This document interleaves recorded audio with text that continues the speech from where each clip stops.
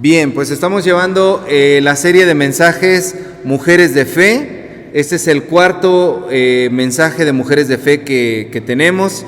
Ya vimos a Elizabeth, ya vimos a Sara. ¿A quién más vimos? A Rahab. Ya vimos tres mujeres y el día de hoy vamos a ver a la cuarta mujer. La cuarta mujer es María.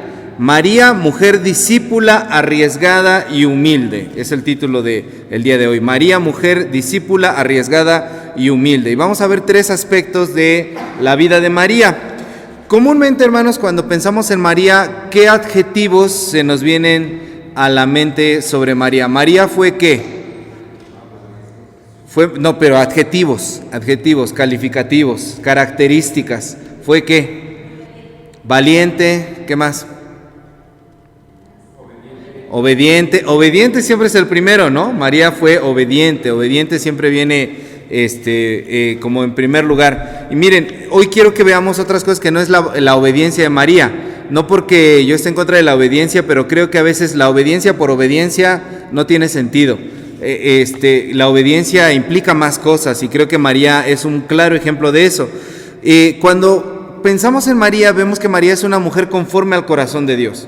Y esta mujer tenía bastantes características que nosotros la recordamos con el título de obediente, pero en realidad, como es recordada, es como una mujer bienaventurada. Es lo que dice la Biblia. No le dice, María, qué obediente eres cuando se aparece el ángel, ¿verdad? No, le dice, llena eres de gracia, el Señor es contigo, bienaventurada, bendita tú entre todas las mujeres. Pero cuando pensamos en María casi nunca pensamos en eso, ¿no? Es así como obediente, sí, obediente, porque las mujeres tienen que ser obedientes y se callan y ahí deben de estar en la casa. Pero no, en realidad es una mujer que es llena de la gracia del Señor, que es bienaventurada, que estas características son muy importantes. Y miren, vamos a leer los versículos 46 y 48 de Lucas.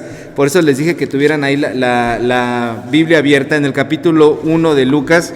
Lucas 1, 46 y 48 dice: Entonces María dijo, engrandece mi alma al Señor y mi espíritu se regocija en Dios mi Salvador. En Dios mi Salvador. Porque, dice, porque ha mirado la bajeza de su sierva, pues he aquí desde ahora me dirán, bienaventurada todas las generaciones. Ya vieron, no era asunto mío, no lo inventé yo. Bienaventurada, me dirán bienaventurada. Si María supiera que ahora no le llamamos bienaventurada. Los evangélicos tenemos cierta cuestión de comezón con María, porque nuestros hermanos católicos romanos pues también son marianos, ¿no? Son marianistas de adoración hacia la Virgen María, o dirían ellos veneración, ¿verdad? Hacia la Virgen María. Y eso a veces nosotros nos hace distanciarnos de la figura de María y a veces no profundizamos, tenemos una deuda con la figura de María, porque en realidad María es importante para nuestra fe. Estaba leyendo un poco de esta reflexión que les quiero compartir el día de hoy. La primera característica que vamos a ver de María en estos versículos es que dice, el Señor se ha dignado a mirarme a mí. Y en eso vemos cómo María tiene una disposición. Y a María la podemos calificar como un modelo de una verdadera discípula. Una verdadera discípula. Ahorita voy a explicar por qué discípula. Número uno, María es discípula. ¿Por qué es discípula? Bueno, esta jovencita que tendría entre unos 14 y 17 años cuando le es anunciada este nacimiento de Jesucristo, era una adolescente y tenía todas las cuestiones por perder, pero cuando le es dado el anuncio de parte del ángel de que van a ser Jesucristo, ahí vemos cómo la disposición de María es a poder alinearse con la voluntad del Señor.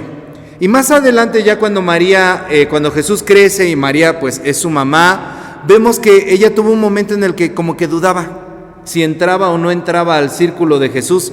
Hay escenas en los evangelios donde va junto con todos sus hermanos a sacar a Jesús de donde está y pensaban ellos, bueno, tiene algún espíritu, está endemoniado, está loco Jesús, como que no le creían mucho. Los evangelios no nos dicen cuándo, pero la forma de pensar de María y de sus hermanos en algún momento cambia, de tal forma que más adelante vemos a María ya siguiendo a su hijo y está al pie de la cruz, aparece ahí. En algún momento cambió esta vocación que sentía María, este sentir que había en su corazón, y se convierte en una verdadera discípula. Pero desde que es dado este anunciamiento, podemos ver que María es una verdadera discípula. ¿Por qué? Porque el discipulado significa escuchar a Dios, disponer nuestro corazón y actuar. Un discípulo es el que hace eso, escucha a Dios, dispone su corazón y entonces actúa. Y eso hizo María, escuchó el anuncio de parte del ángel, dispuso su corazón, aquí estoy, y entonces actuó, se aventó a lo que le estaba proponiendo allí el ángel de lo que iba a pasar con ella. Y eso me hace preguntarme a mí en este primer punto de que María es una discípula, ¿cuántos de nosotros somos discípulos? ¿Cuántos de nosotros sabemos ser discipulados? Yo vengo a la iglesia, pastor. No me escuchó. ¿Cuántos de nosotros saben ser discípulos? Yo soy cristiano. No, discípulo. El discípulo escucha, dispone el corazón y actúa. No es lo mismo. Que no es lo mismo tener fe en Jesucristo. Eso es lo primero. Pero el discípulo entra en un camino de una capacitación, sabe reconocer a su liderazgo. Primeramente su liderazgo es Dios, pero también tenemos en la estructura de la iglesia tenemos liderazgo. El discípulo se deja discipular, el discípulo se deja guiar, el discípulo se deja enseñar, el discípulo aprende bajo autoridad de parte de sus maestros. Y esa autoridad en la cual se pone María en el momento en el que le es dado el anunciamiento es algo que después la va a caracterizar toda su vida. ¿Cuántos de nosotros sabemos ser discípulos? Y sobre todo, el discípulo genera más discípulos. Esa es una cuarta característica del discípulo. El discípulo genera más discípulos. ¿Recuerdan las bodas de Caná? Cuando ve María que hace falta el vino, se acerca con Jesús, confía en que Jesús puede hacer algo y dice una frase muy importante que no debemos dejar desapercibida, que es: hagan todo lo que Él les diga. Hagan todo lo que Él les diga, de tal manera que María, que es discípula de su Hijo ya, es discípula ahora de Dios desde un principio, ahora puede apuntar a otros a decirles: ahora ustedes deben hacer lo que Jesús les está diciendo que hagan. Muchas veces nosotros tenemos problemas con la autoridad. Problemas con la autoridad a nivel terrenal, porque nosotros queremos hacer lo que a nosotros nos parece bien, de tal manera que incluso a nuestros pastores no los vemos como un discipulador ni aprendemos a ser discípulos de ellos, sino que venimos a la iglesia en un sentido de querer, como estábamos diciendo el domingo, de imponer nuestras ideas y no nos dejamos enseñar. Es por eso que nosotros como metodistas batallamos mucho con el sistema que tenemos de pastorado. Nuestro pastorado es singular porque tiene este sistema que van rotando los pastores, ¿verdad? Es itinerante, llega un pastor un tiempo y después viene otro pastor otro tiempo. Y como no sabemos ser discípulos, cuando viene el maestro hacia nosotros lo vemos y decimos: yo no quiero este maestro, me voy a apartar un momento de la iglesia, no voy a estar allá, yo no lo voy a escuchar, iré de vez en cuando, no me voy a comprometer mucho mientras esté ahorita el pastor, y ya cuando venga la pastora o el pastor que a mí me agrade, este me cayó, pero a todas margaritas, este me encanta, me cae muy bien, con ese sí voy a estar allí, porque no sabemos ser discípulos, nosotros queremos ser maestros. Y saben que en la cultura judía tienen una cuestión muy importante, que es que el discípulo nunca es más que el maestro. Y esto no significa porque sea inferior, o sea, un ser que está por debajo de él, sino que el discípulo siempre vive en humildad. Y esa humildad le permite reconocer: mi maestro fue el que me enseñó, le tengo que tener respeto. Y eso no lo tenemos nosotros como cristianos, y mucho menos como cristianos metodistas. Es así: ese pastor está re loco, yo después, nos vemos, ahí después, ese pastor no me cae bien. Tenemos esta cuestión que no sabemos ser discipulados, y es por eso que vivimos nuestra vida dentro de la iglesia de una manera cíclica. Un ratito estamos bien, luego nos apartamos, un ratito estamos bien, luego nos apartamos, luego un ratito más chiquito regresamos, luego un ratote más grandote nos apartamos. Y nos gusta vivir a veces la vida cristiana de esa manera. Un discípulo siempre sabe estar bajo autoridad y sabe que la autoridad detrás o arriba de esa autoridad no es esa misma persona que está allí, es Dios. Eso no quiere decir que los pastores seamos infalibles o que los pastores no cometamos errores o que siempre tengamos la razón, sino que nosotros como congregantes, como parte de la iglesia, reconocemos que quien está allí fue puesto por algo, por Dios allí, y que por lo tanto yo puedo aprender algo de esa persona. Aún el peor pastor que pueda existir, aún el peor maestro que pueda existir, el peor discipulador, tiene algo de lo cual yo puedo aprender. Híjole, pastor, pero ¿por qué en todo este tiempo no hemos aprendido nada de usted?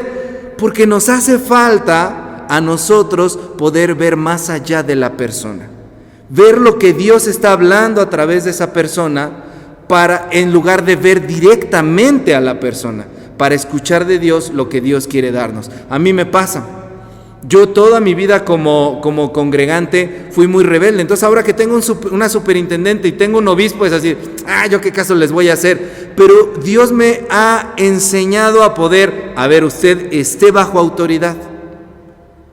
A veces yo no estoy de acuerdo con los planes, a veces yo no estoy de acuerdo con lo que se dice, a veces yo no estoy de acuerdo con las opiniones o el modo de parecer, pero todo lo que yo no esté de acuerdo lo tengo que expresar en humildad.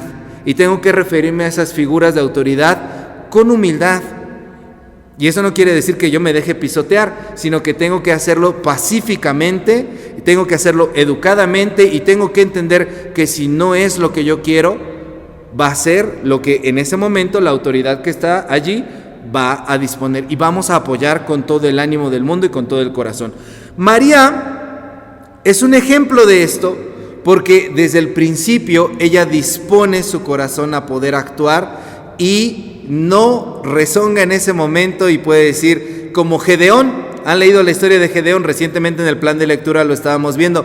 Gedeón pide que Dios se aparezca una y otra vez y dice, ahora que pase esto y voy a entender que sí me estás hablando, y ya pasó. No, ahora que pase esto otro, a ver si sí me estás hablando. No, ahora que pase esto otro, a ver si sí me estás hablando. María simple y sencillamente escucha, dispone su corazón y se dispone a actuar. Es una diferencia que tiene ella, sabe ser discipulada. Y es importante para todos nosotros como cristianos. Cristiano que no tiene un discipulador, cristiano que no se está discipulando, es un cristiano que no crece. Y dije cristiano, esto aplica si eres de la junta de administradores, si eres pastor, si eres obispo. Todos nosotros tenemos que tener un discipulador. Esto era algo que yo hace mucho tiempo no entendía, porque yo decía, no, yo y Dios, yo tengo así línea directa con Dios y yo. Todos necesitamos un discipulador, todos necesitamos un maestro, todos necesitamos a alguien en el cual nosotros nos dejamos guiar en el ámbito espiritual por esa persona. Las iglesias que actualmente crecen más, que son más numerosas, no tiene que ver tanto con su alabanza, no tiene que ver tanto con su doctrina, tiene que ver con la forma en la que discipulan. Las iglesias que crecen mucho es porque dan un discipulado, y allí donde se está dando el discipulado es porque también hay personas que se discipulan y dicen, yo quiero aprender. No me importa quién está ahí enfrente, yo puedo aprender de esa persona, porque evidentemente si está allí puede ser de bendición para mi vida. Entonces María en este sentido es un ejemplo de discipulado, se dispone a escuchar al Señor y obedece de forma inmediata. Ahí está, punto número 1, María es discípula. Punto número 2, María es arriesgada. Vamos a leer el versículo 31 de Lucas, por favor. Léanlo junto conmigo. Lucas 1:31 dice: y ahora concebirás en tu vientre y darás a luz un hijo y llamarás su nombre Jesús. El anuncio de lo que iba a pasar en María es una situación bastante irregular. Ya en un sermón dominical hablamos de qué significaba esto en esa época por las costumbres de la época de las bodas. Lo que este ángel estaba diciendo no es, vas a tener un bebito, ¡ay, qué bonito! Voy a tener un bebé, ¡qué padre! Es lo más bonito que le puede pasar a una mujer que tiene instinto maternal va a tener un bebé. No. Lo que le estaba diciendo el ángel es, te vas a arriesgar a la crítica social, vas a desafiar la tradición de todo tu pueblo de que han tenido durante miles de años, te vas a tener que esconder, muy probablemente vas a tener que mentir y no van a hallar ni cómo hacerle. Dios te va a poner en un papel de bastante dificultad, bastantes pruebas, bastantes tribulaciones, y no vas a saber a lo mejor ni para dónde hacerte, ni para izquierda ni para derecha, por todo esto que les comentaba en ese sermón dominical en la mañana, que eran las costumbres de la época, en la cual hasta 2 monigotes estaban dentro de la cámara nupcial, y cuando ya la pareja consumaba el acto tenían que salir a gritarlo a todo mundo que ya había pasado. ¿Y cómo le iban a hacer María y José para disimular el embarazo en esa situación y poder pasar por todas esas costumbres que se tenían en aquel entonces? ¿Quién sabe? Porque el ángel no le dice, ¿verdad? Y mira, y le vas a hacer así y así para que no se te note y vas a dar estos pretextos. No, le dice, vas a concebir un hijo y lo darás a luz. La está invitando totalmente a un riesgo, a una aventura. Y María podría haberse rajado. No solamente haber preguntado como preguntó, ¿cómo va a ser esto si yo soy virgen? Sino haber dicho, ¿y cómo le voy a hacer? ¿Y qué le voy a decir a mis papás? ¿Me van a considerar que soy una adúltera porque voy a estar embarazada y yo no he tenido relaciones sexuales con la persona con la que me he desposado, con quien estoy prometida? ¿Cómo le voy a hacer? Tú estás loco, yo no puedo hacer eso. No. Implicaba muchísimas cuestiones. María era una arriesgada en el buen sentido de la palabra, era una aventada, era una mujer de fe, era una mujer de aventura, de riesgo, porque la fe, constantemente pensamos que la fe, ¿qué es? La fe te da seguridad, la fe te da estabilidad, la fe te da tranquilidad. Mentira. La fe es un salto al vacío, la fe es una invitación de parte de Dios a la aventura. ¿No me creen? ¿Han leído al padre de la fe? ¿Qué fue lo que le dijo Dios a Abraham? Sal de tu tierra y de tu parentela. ¿A dónde? Tú sal, yo después te voy a mostrar. Ya después le dice dónde, pero cuando se le da ese llamamiento, le dice, sal de tu tierra y de tu parentela. No me importa todas las comodidades que tienes aquí, Abraham, tú vas a salir. Toda la estabilidad que tú construiste en toda tu vida, yo la vengo a desafiar. Sal. Hombres y mujeres de fe que se atrevieron a lanzarse al vacío, que dejaron el lugar seguro para ir a otro lugar. María entonces afronta esta situación y nos dice más adelante, ¿no? Incluso cuando están en el templo y ve lo que está haciendo Jesús, todavía María era una persona que estaba cavilando lo que había implicado tomar este riesgo, y dice, meditaba todas las cosas en su corazón, guardaba las cosas en su corazón. María comenzó poco a poco a entender el riesgo de lo que significaba esta decisión que ella había tomado, porque también había entendido en algún momento que a su hijo se lo iban a matar. Y por eso lo acompañó hasta la cruz. Si usted como mamá supiera, en este momento me van a matar a mi hijo, ¿qué haría? A lo mejor convencería a su hijo de que no fuera para allá. Si usted hubiera sido la mamá de Jesús, que no hiciera eso, que no se comportara de esa manera. Y la vemos en algún momento así, pero después entiende que tiene que hacerlo. Hay una película muy bonita que se llama María Magdalena, de hace algún par de años, en donde hay un diálogo imaginario. Este es un diálogo imaginario en el que María de repente se da cuenta que como que la Magdalena está enamorada de Jesús, no Jesús de ella, la Magdalena está enamorada de Jesús, y se acerca María, la mamá, y le dice, si realmente lo amas, te tienes que preparar para lo mismo que yo me he preparado toda la vida. Y le dice este personaje de la película, Magdalena, ¿para qué? Para perderlo. Dios no le estaba diciendo, vas a tener un hijo y lo vas a ver crecer y te vas a enorgullecer de él y lo vas a ver cómo forma su familia y cómo hace su vida y cómo tiene un trabajo y cómo no. De hecho, también hay otros retratos de María como mamá que en algunas series, ¿verdad?, donde María está desesperada porque dice, mi hijo no tiene trabajo, tiene 30 años y anda de aquí para allá, anda por todos lados, no tiene un lugar. ¿Se acuerdan que Jesús dice, el Hijo del Hombre no tiene dónde recostar su sien? Imagínense como mamá esa situación, esa angustia de ver que tus hijos no están avanzando ni para acá ni para allá. Esa situación es la que vivía María. María estaba en una invitación de parte del ángel, te invito a que lo pierdas todo, María. Imagínese que Dios le dice a usted eso, fulanito, sutanita, ponga ahí su nombre, te invito a que lo pierdas todo y que tengas fe en mí. Y uno dice, no, es que uno le predica la fe a las personas para que tengan algo seguro. La fe nos invita a un riesgo, la fe nos invita a una aventura. En su atrevimiento, esta mujer cambió todo. ¿Y qué tenía de extraordinario una chamaquita adolescente? Que era atrevida. De esos quiere Dios, de los que son atrevidos, de los que son aventados, de los que no se detienen, de los que no lo piensan tanto, que se quedan ahí, se avientan y dicen, sí Señor, yo te creo y sé que tú vas a hacer las cosas. A veces como iglesia somos demasiado estructuradas en el sentido, ¿y cómo le vamos a hacer?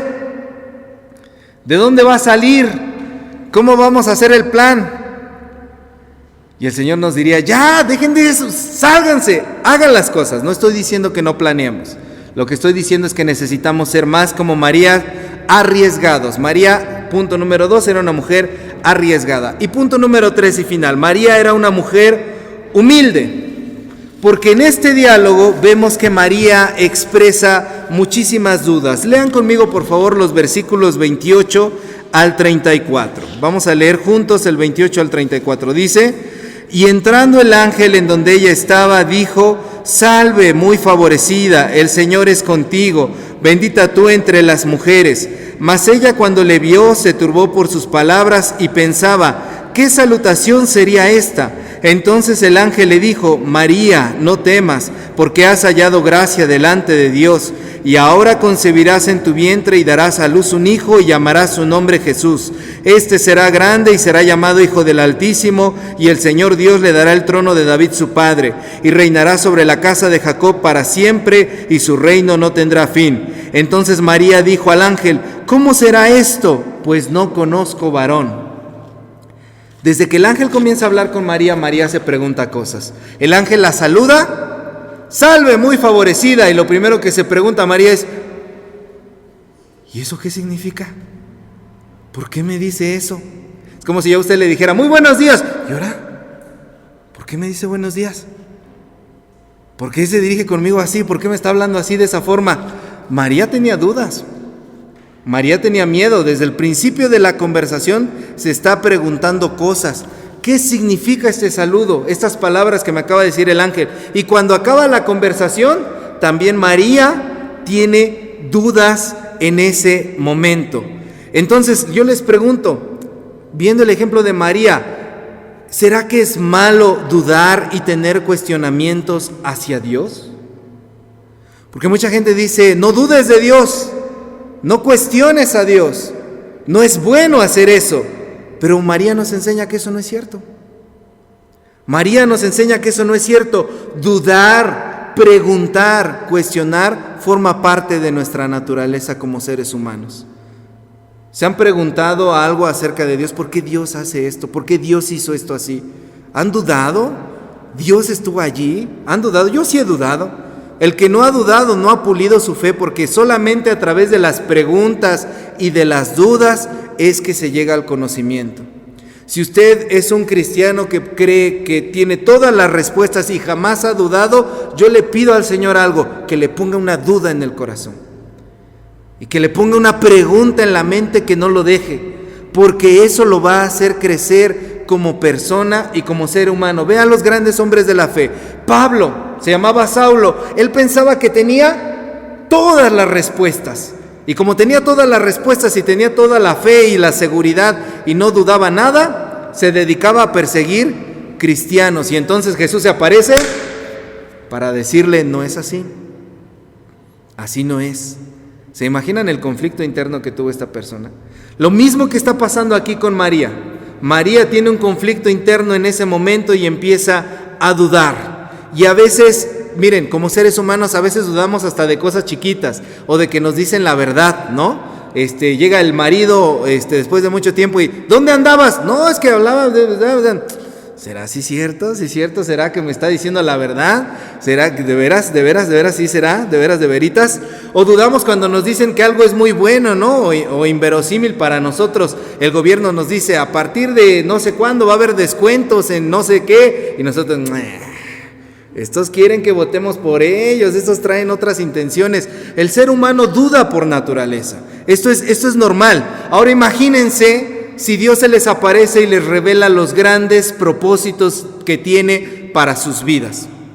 Si dudamos en las cosas chiquitas, si dudamos en las cosas humanas, ¿cuántas dudas no habrá tenido esta mujer al recibir la enorme misión de parte de Dios que estaba recibiendo en ese momento? Pero ¿saben qué hizo María? Hizo algo que es muy saludable y que la mayoría de nosotros no hacemos. María no se tragó sus pensamientos y sus sentimientos. En esta porción de la Escritura vemos que María los expresó, y los expresó en el lugar correcto y con la persona correcta. Cuando el ángel se le aparece, comienza a dialogar con el ángel y le empieza a preguntar las cosas, las dudas que tiene. Así nosotros, cuando tengamos dudas, cuando tengamos preguntas, pregúnteselas a Dios. Exprésele sus dudas a Dios. Dios no los va a tomar como reclamos.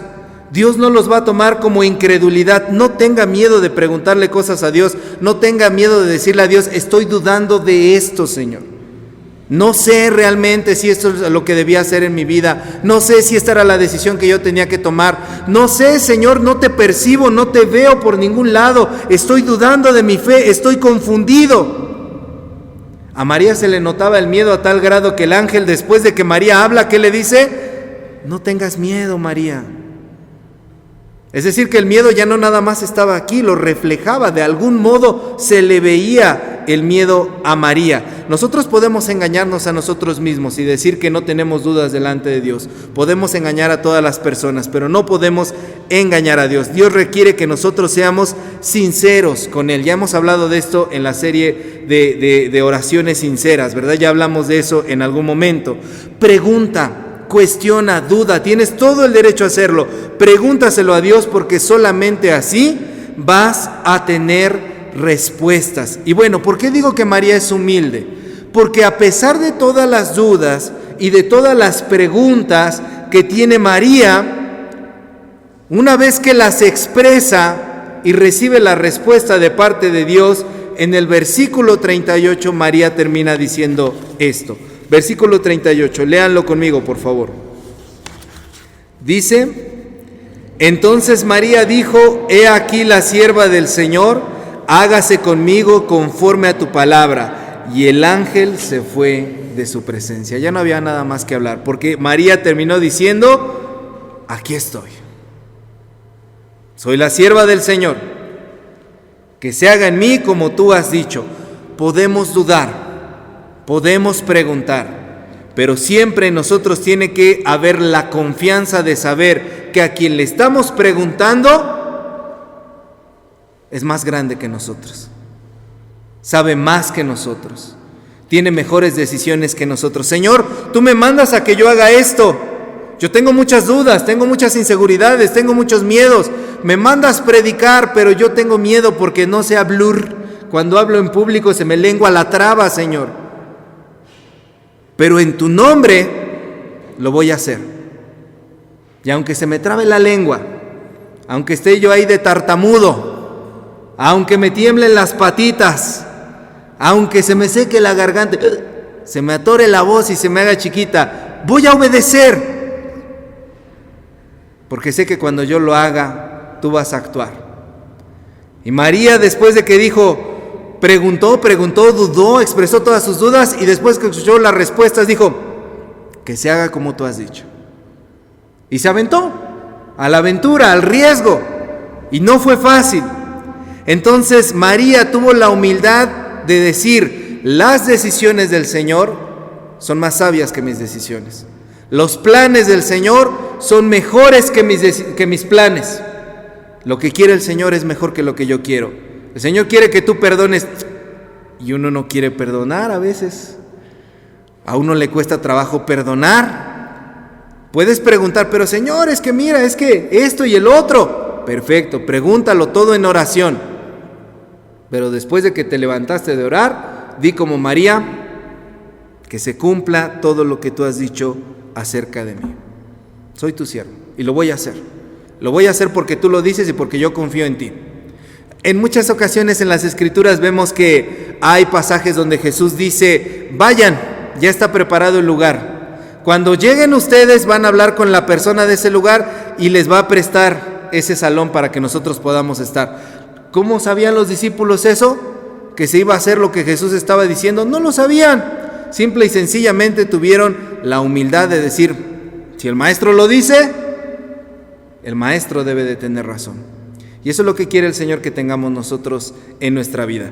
Que sigamos al maestro como María, que nos dejemos moldear como María, que seamos discípulos como María. En segundo lugar, que nos atrevamos a tener fe, que seamos arriesgados como María. Y en tercer lugar, que preguntemos todo lo que queramos, que dudemos todo lo que queramos, pero que terminemos reconociendo que el Señor tiene razón, que seamos humildes como María. Entonces el día de hoy esta mujer de fe, quiero terminar diciendo eso nada más, hermanos, seamos como María, discípulos arriesgados y humildes. Amén. Pongámonos de pie. Amado Dios, gracias por regalarnos, Señor, la oportunidad de escuchar tu palabra, de aprender de esta gran mujer, Señor, que tú utilizaste para poder traer a tu Hijo aquí a la tierra. Gracias, Señor, porque en su ejemplo de vida somos bendecidos, Señor, porque en ella también, Señor, podemos ver reflejada nuestra realidad, nuestros miedos, nuestras inseguridades, nuestra situación.